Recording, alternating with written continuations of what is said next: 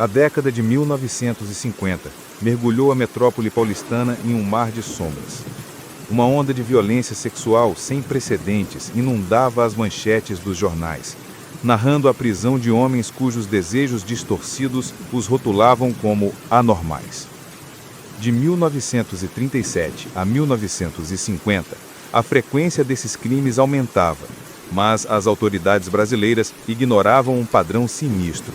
O mesmo nome, sutilmente, ressurgia nas sombras. Apenas em 1952, esse nome se gravaria a ferro e fogo na história criminal do Brasil. Em uma atmosfera carregada de tensão e medo, o vídeo de hoje desvenda a vida e os crimes do assassino em série brasileiro mais prolífico da década de 50.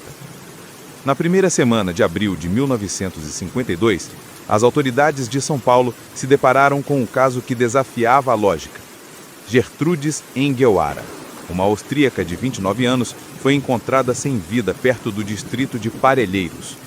O investigador Adalberto João Kurt foi o primeiro a chegar à cena do crime.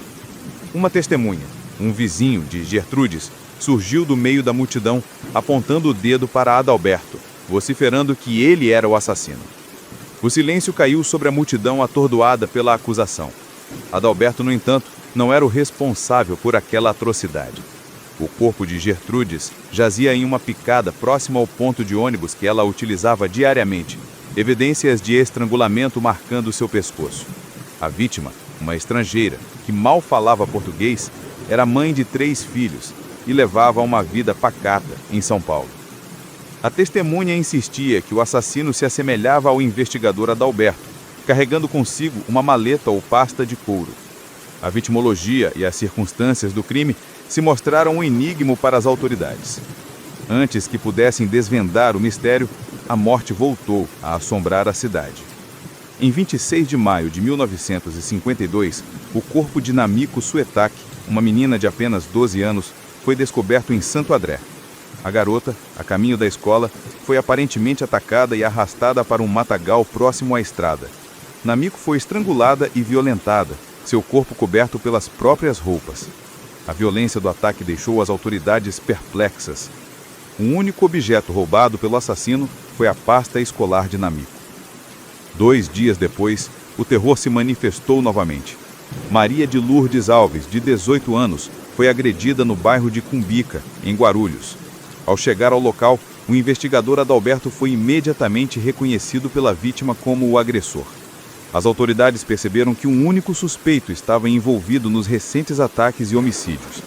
Desta vez, o criminoso havia apenas desferido um soco no rosto da vítima, sem violentá-la.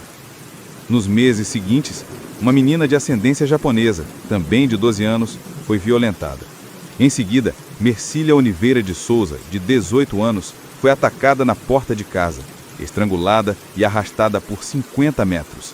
Mercília foi violentada e morreu durante o ataque, estrangulada com algum tipo de corda. As autoridades confirmaram a autoria do mesmo assassino. Agosto de 1952 trouxe consigo mais horrores. Maria Michigava, de 11 anos, foi encontrada morta, seguido pelo assassinato de uma menina de 10 anos e uma tentativa de violência sexual contra um garoto de 8 anos. Os 3 crimes ocorreram em sequência, na mesma área de São Bernardo do Campo. As vítimas eram abordadas enquanto se dirigiam à escola e suas pastas escolares eram roubadas.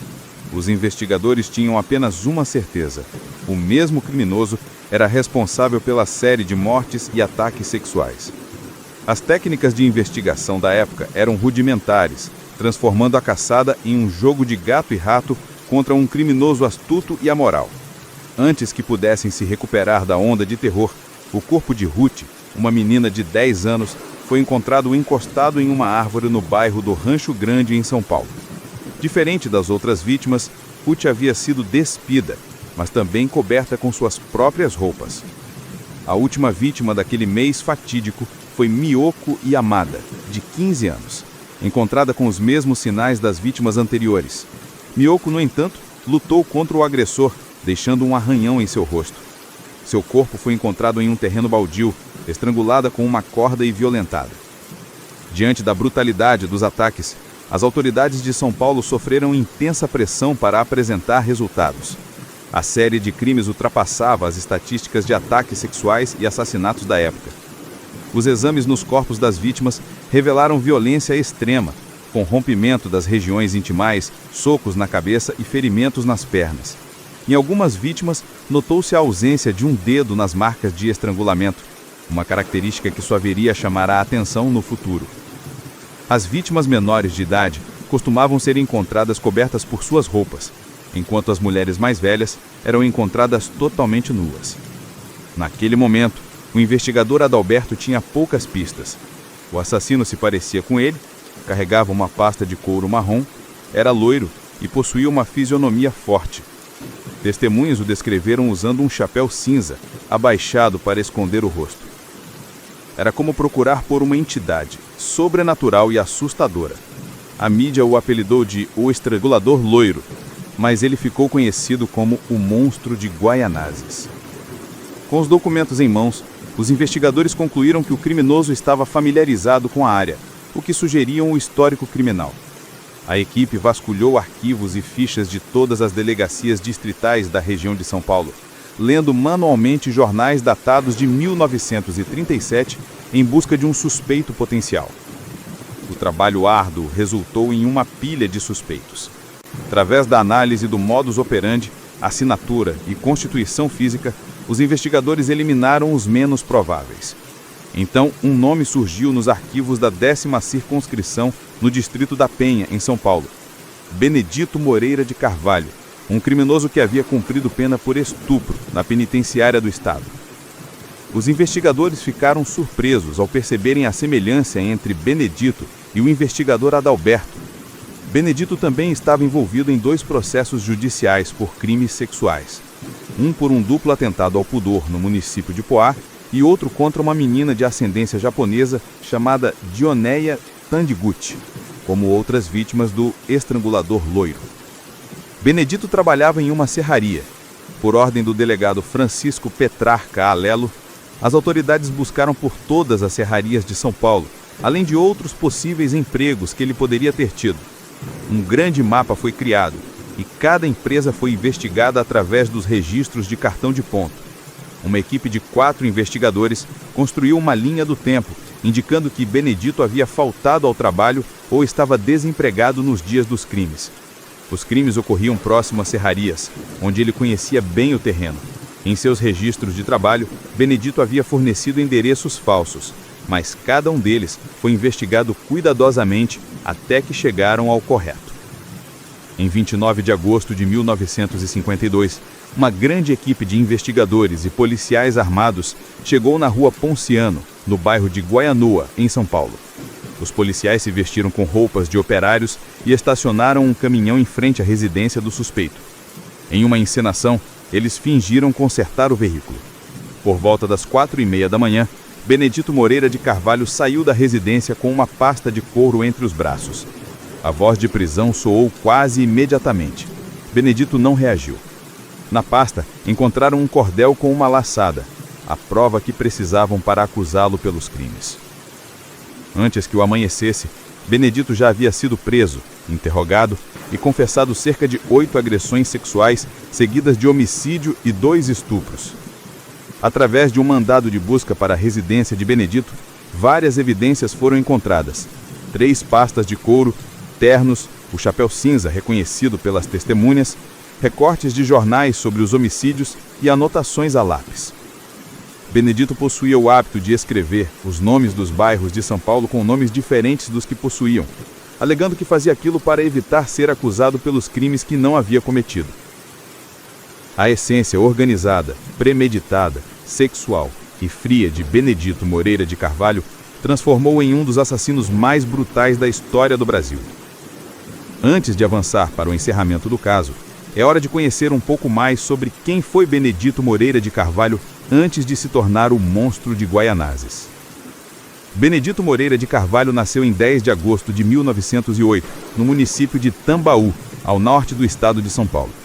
Ele era o 12º filho de Maria Rufina e José Moreira de Carvalho. A maior parte de sua criação ocorreu pelas mãos violentas de seu pai, após a morte de Maria durante o parto de Benedito. José costumava surrar seus 12 filhos de diferentes formas, desde com chicotes de couro até cabos de vassoura. Benedito foi um dos que mais sofreu nas mãos do pai, recebendo golpes fortes na cabeça que causavam tonturas, náuseas e desmaios.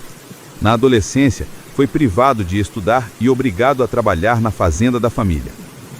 Aos 16 anos, fugiu de casa e foi para Araçatuba, São Paulo, onde encontrou diversos empregos: motorista de carro de boi, garçom e lavador de pratos.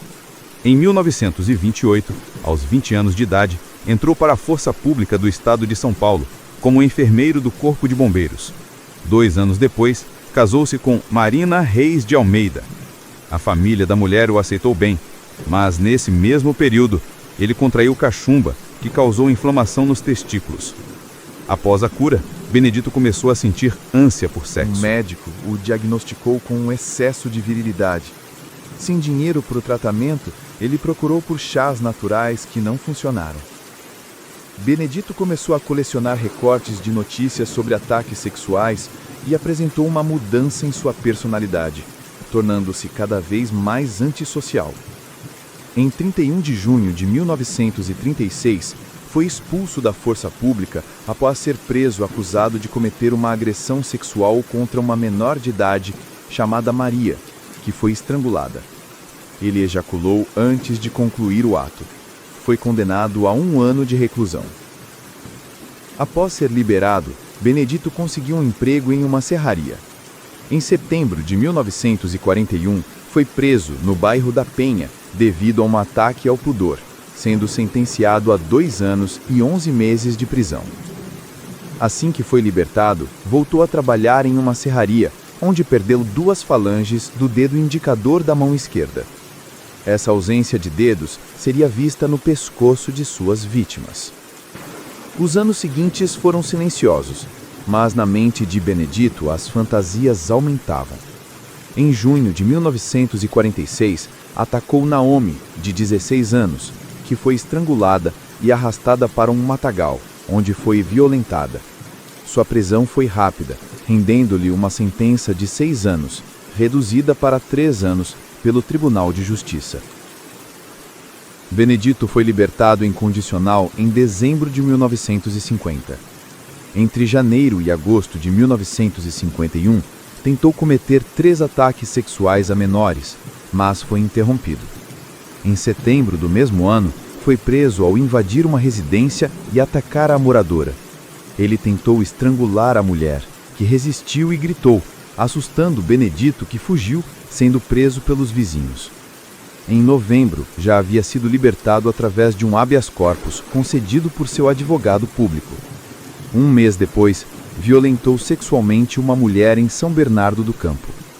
Nos anos seguintes, cometeu os homicídios que lhe renderiam o apelido de Monstro de Guaianazes. Sua prisão não apenas cessou uma série de assassinatos, como também libertou homens presos injustamente acusados de crimes que haviam sido cometidos por Benedito.